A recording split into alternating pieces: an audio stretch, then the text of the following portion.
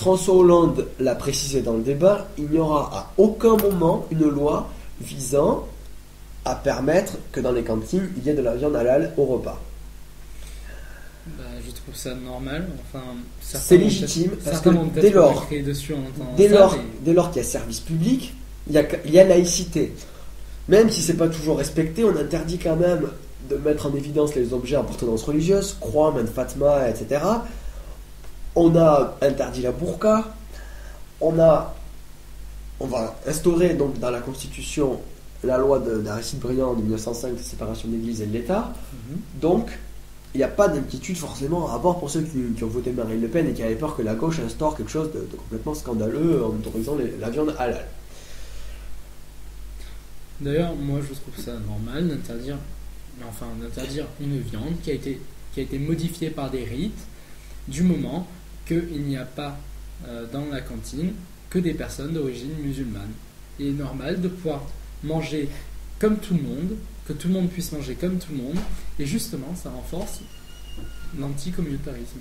Car justement, si on parle de communautarisme, on va parler aussi d'anticommunautarisme en évitant que il y ait ce problème-là dans les cantines. C'est-à-dire qu'on fasse de la viande halal pour certains, pour d'autres on fasse de la viande cachère, pour d'autres on fasse du poisson le vendredi. Même si, et je suis totalement contre aussi, c'est-à-dire qu'on mette de poisson le vendredi aussi. Parce que si on est dans un état laïque, on le reste jusqu'au bout. C'est-à-dire qu'aujourd'hui, dans les cantines, on a du poisson le vendredi alors que c'est quelque chose de chrétien. Alors après, ça aide aux arguments des musulmans qui se disent tiens, vu que je mange du poisson le vendredi, moi je veux manger halal.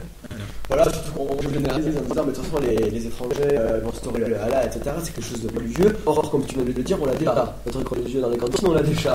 Donc c'est pas la peine de forcément montrer l'étranger du doigt et de dire c'est bon, on va bouffer le halal toute la semaine et voilà quoi. Donc il faut arrêter de généraliser.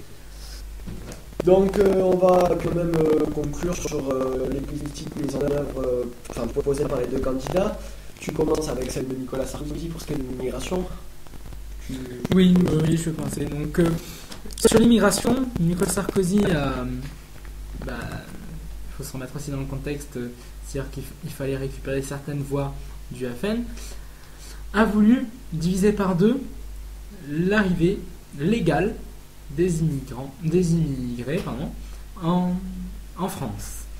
Donc il voulait passer, on avait dit le nombre tout à l'heure, de 180 000 à 90 000.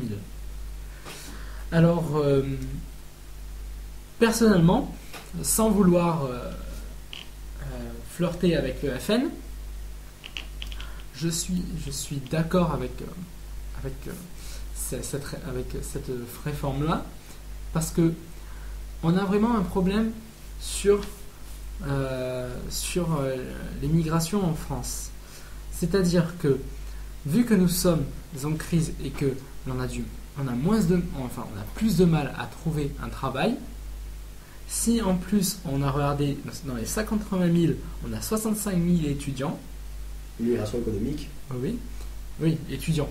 Oui, 65 000 étudiants, plus la famille, s'il y a des frères, des sœurs et tout qui cherchent un travail, ça rajoute de la population active en plus, et sachant que nous avons un fort taux de chômage, un fort taux, c'est quand même à relativiser, il est quand même de 10 à 11%. Non, 10%.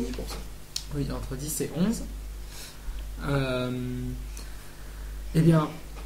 Modérer le nombre de migrations en France, c'est permettre à des personnes qui vivent en France d'obtenir un travail.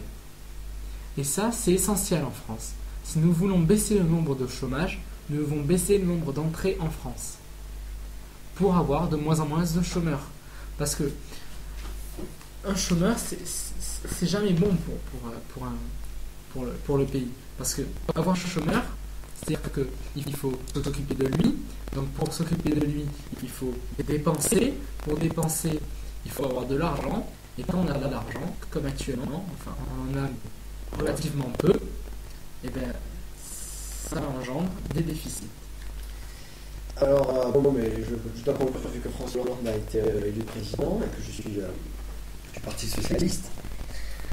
Pour ce qui est de la politique de l'immigration, il y a François Hollande qui propose, je cite, réforme 50, je conduirai une lutte implacable contre l'immigration illégale et les filières de travail clandestin. Sinon, il va y avoir la haine à l'étranger. Moi, je suis totalement contre, mais s'il doit y en avoir une, c'est contre le travail clandestin. Pourquoi ? Parce que là, vraiment, c'est vraiment le prétexte pour avoir le sentiment de vol de travail. D'autre part, les gens sont ce qu'on appelle payés aux plaques, donc ils n'ont pas possibilité de cotiser. Je tiens à préciser aussi qu'au passage, la dette de la sécurité sociale, l'État est obligé d'emprunter 15 milliards par an. Donc là, ça accroît le déficit, ça empêche de faire diminuer le nombre de chômeurs, et en plus, ça exploite des gens. Donc c'est tout bonnement arrivé de la carte. Donc il faut vraiment entreprendre une lutte contre l'immigration illégale et les filières clandestines. Et la première chose que propose François Hollande, c'est de diminuer la durée d'attente pour les cartes de séjour. On est actuellement à un an et demi pour un exilé. Il faut passer à 6 mois, et il n'a pas proposé dans son programme de faire plus d'entrée ou moins d'entrée. Il a dit que ce serait pareil selon des critères sociaux. Donc pas forcément de dire que l'on va régulariser tout le monde, c'est faux. Il faut que l'on soit plus pris en charge justement pour qu'il y ait moins d'attente et plus d'égalité. Voilà pour cette conclusion. Eh bien, c'est terminé. Nous vous laissons donc à un prochain débat entre peut-être de nouvelles personnes à notre table pour discuter ensemble de l'avenir de la France ou des problèmes de la France. Il va falloir en alors s'il y a plus de tables. C'est sûr. Bon, merci à tous. Au revoir. Au revoir.